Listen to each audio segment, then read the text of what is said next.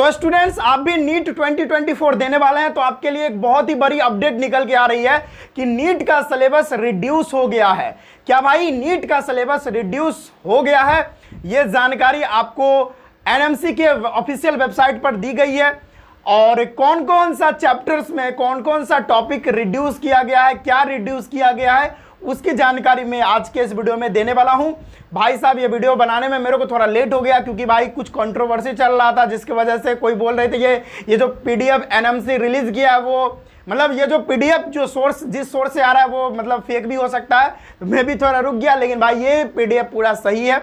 तो मैं यहाँ पर आपको दिखा देना चाहता हूँ कौन कौन सा चैप्टर जो है यहाँ पर रिड्यूस हुआ है। ठीक है, कौन कौन सा टॉपिक। जैसे अगर हम फिजिक्स में बात करें, ठीक है, मैं यहाँ पर ना आपको दिखा दे रहा हूँ और लिंक भी दे दूंगा। आई थिंक आपको अभी तक तो पीडीएफ मिल भी गया होगा, लेकिन जिन्होंने पीडीएफ नहीं डाउनलोड किया है तो भाई वो मैं लिंक डिस्क्रिप्शन में दे दूंगा, वहां से जाके आप डाउनलोड कर सकते हो, आप चेक कर सकते हो। ठीक है, आप चेक कर सकते हो कौन कौन से चैप्टर में कौन कौन सा टॉपिक को रिड्यूस किया है, ठीक है, या कौन कौन सा चैप्टर रिड्यूस कर दिया गया है, वो आप देख सकते हो। जनरली मैं बात करूं तो भाई साहब बायोलॉजी में एनिमल टिश्यू को हटा दिया गया। आपको पता होना चाहिए कि भाई साहब इस बार का जो हमारा नीट का एग्जाम होने वाला है, इस बार जो नीट का पेपर आएगा वो थोड़ा डिफिकल्ट हो सकता है, क्योंकि जो याद करने वाले चैप्टर्स हैं, जो याद करने वाले टॉपिक्स होते हैं, उनको भाई साहब रिड्यूस कर दिया गया, उनको हटा दिया गया है। ठीक है, तो डेफिनेटली इस बार जो क्वेश्चन आएंगे, इस बार जो हमारा पेपर आएगा नीट का, वो थोड़ा डिफिकल्ट होगा। उसमें लॉजिकल क्वेश्चन होंगे, कंसेप्ट बेस्ड क्वेश्चन होंगे,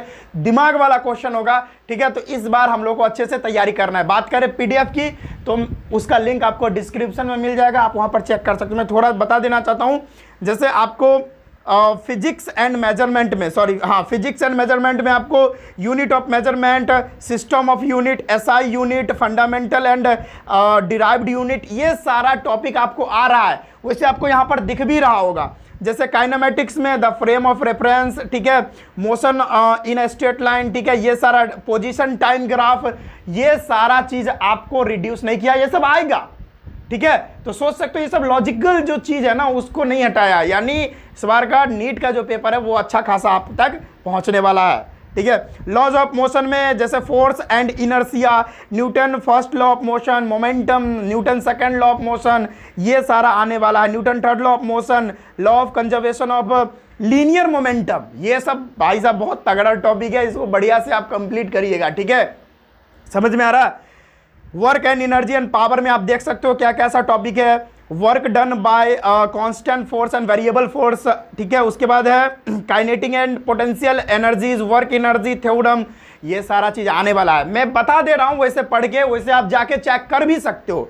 ठीक है, जनरली मैं केमिस्ट्री पढ़ाता हूं तो मैं केमिस्ट्री की बात कर लेता हूं, आप देख लेना और सारा चैप्टर्स में कौन कौन सा टॉपिक को रिड्यूस किया गया है, आप वहां पर जाके चेक कर सकते हो। मैं फिलहाल केमिस्ट्री में बात करूं तो some basic concept of chemistry में, ठीक है, some basic concept in chemistry में आपको matter and its nature, Dalton atomic theory, concept of atom, molecules, element and compounds, law of chemical combination, atomic and molecular masses, mole concept, molar mass का हो गया, percentage composition, empirical formula, molecular formula, और हमारा मोल concept की जान है हमारी stoichiometry, ये सारे टॉपिक आ रहे हैं। बाकी जितना बच गया ओवरऑल पूरा तो कवर कर ही लिया तो ये सारा टॉपिक आ रहा है भाई साहब, अच्छे से कंप्लीट करें, है ना।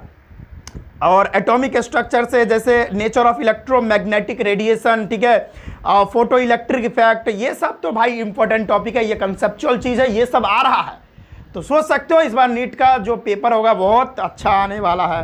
Chemical bonding and molecular structure में भाई साहब ये आप देख सकते हो। ठीक है, इसमें आपको है ना बहुत सारा, जैसे ionic bonding, formation of ionic bond, कैसे आयनिक बॉन्ड फॉर्म होते हैं, ठीक है, factors of formation of ionic bonds, कैसे किन किन फैक्टर्स पर भाई आयनिक बॉन्ड, क्या क्या फैक्टर आयनिक बॉन्ड बन रहे हैं, उनका फैक्टर्स क्या क्या, किन किन फैक्टर्स पे आयनिक बॉन्ड जो है वो उसका फॉर्मेशन जो है डिपेंड करता है, ये सारा चीज़। ठीक है, covalent bonding, concept of electronegativity, बहुत ही प्यारा टॉपिक है, ये सब तो आएगा ही आएगा।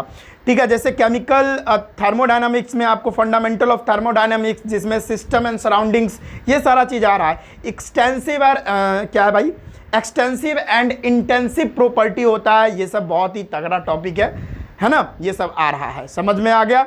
First law of thermodynamics, second law of thermodynamics, ये क्या है इसको बढ़िया से पढ़ के जाइएगा, ठीक है। वैसे तो अब सोल्यूशन में बात करें तो मोलालिटी, मोलरिटी, मोल फ्रैक्शन, ये सारा चीज़ तो आएगा ही आएगा। वेपर प्रेशर क्या होता है, ठीक है, समझ में आ रहा है, लोडिंग ऑफ वेपर प्रेशर, ठीक है, वेन डॉफ फैक्टर क्या है, कॉलिगेटिव प्रॉपर्टी, ये सब आ रहा है भाई। मैं बोला ना कि जो जो इंपॉर्टेंट टॉपिक्स हैं, जो कंसेप्चुअल है, जो सोचने वाला है, जिसमें दिमाग लगता है, जो न्यूमेरिकल बेस्ड टॉपिक्स है, वो डेफिनेटली आएगा, ठीक है। तो इस बार नीट का पेपर अच्छा आएगा भाई, मैं बार बार इसी बात को रिपीट कर रहा हूँ। इक्विलिब्रियम में देख लो, है ना, इक्विलिब्रियम में जैसे भाई अब the concept of dynamic equilibrium, ठीक है, इक्विलिब्रियम इन्वॉल्विंग फिजिकल प्रोसेस, ठीक है, इक्विलिब्रियम इन्वॉल्विंग केमिकल प्रोसेस, ये सारा चीज आ रहा है। आयनिक इक्विलिब्रियम क्या होता है, ठीक है, रेडॉक्स रिएक्शन में देख लो भाई, ठीक है, रेडॉक्स रिएक्शन में पूरा चैप्टर ही आ रहा है भाई। रेडॉक्स रिएक्शन में एक तरह से भाई एक कर लो, इसमें क्या ही रिड्यूस हुआ है, सब तो आ ही रहा है, मैं देख पा रहा हूँ। केमिकल काइनेटिक्स में कुछ ही टॉपिक्स को रिड्यूस किया, आप यहाँ पर देख सकते हो। ओवरऑल बात करें, ठीक है, तो मैं पीडीएफ दे दूंगा, अभी पूरा पढ़ना पॉसिबल नहीं है, आप पीडीएफ में देख लेना भाई क्या क्या टॉपिक्स को रिड्यूस किया है और कौन कौन सा टॉपिक आ रहा है। अब बायोलॉजी में भी वही बात है, जैसे एनिमल टिश्यू वगैरह को रिड्यूस कर दिया है, वो नहीं आ रहे भाई, है ना, आप लोग देख लेना, मैं पीडीएफ दे दूंगा।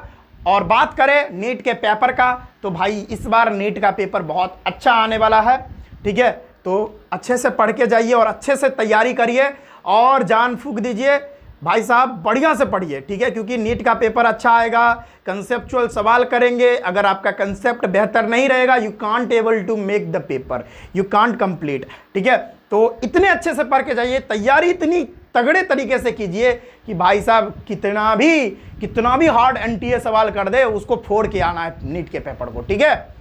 हाँ, तो मैं यही बात बोल रहा था, लेकिन जो लॉजिकल बात था, लेकिन जो सच्चाई बात था, वो मैं आपके सामने प्रस्तुत कर दिया हूं कि इस बार पेपर थोड़ा डिफिकल्ट आएगा पिछले बार के मुकाबले। पिछले बार तो नीट का पेपर एकदम इजी आया था, एक तरह से समझ लो तो, और ईयर्स का कंपैरिजन करें तो पिछले बार थोड़ा इजी था, लेकिन इस बार जो आएगा ना 2024 का नीट का पेपर अच्छा लेवल का आएगा, तो भाई तैयारी भी उस ढंग से आप करना स्टार्ट कर दीजिए, ठीक है। बाकी पढ़ाई करते रहिए, और लास्ट लाइन में यही बोलूंगा कि वक्त तुम्हारा है और सपने भी तुम्हारे हैं, वक्त तुम्हारा है, सपने भी तुम्हारे हैं, चाहे तो सोने में बिता दो या सोना बन के दिखा दो। जी हाँ, इन्हीं बातों के साथ मैं आज का ये मतलब वीडियो कंप्लीट करता हूं, समाप्त करता हूं, और इसी तरह का इंपॉर्टेंट जानकारी हम आप तक लाते रहते हैं, तो मेरे चैनल को सब्सक्राइब कर ले और केमिस्ट्री की क्लास करने के लिए मेरे चैनल से जरूर जुड़े। चले मिलते हैं नेक्स्ट वीडियो में, जय हिंद।